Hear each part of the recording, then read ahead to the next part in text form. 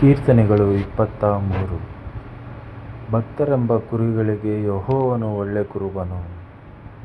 ದಾವೀದನ ಕೀರ್ತನೆ.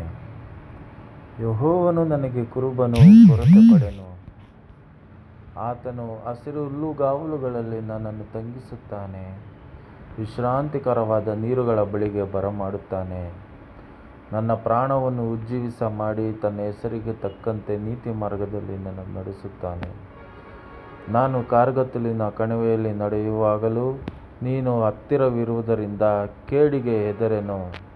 ನಿನ್ನ ದೊಣ್ಣೆಯೂ ನಿನ್ನ ಕೋಲು ನನಗೆ ಧೈರ್ಯ ಕೊಡುತ್ತವೆ. ವೈರಿಗಳ ಮುಂದೆಯೇ ನೀನು ನನಗೋಸ್ಕರ ಔತಣವನ್ನು ಸಿದ್ಧಪಡಿಸುತ್ತೀ. ನನ್ನ ತಲೆಗೆ ತೈಲವನ್ನು ಹಚ್ಚಿಸುತ್ತೀ. ನನ್ನ ಪಾತ್ರೆಯು ತುಂಬಿ ಹೊರಸೂಸುತ್ತದೆ.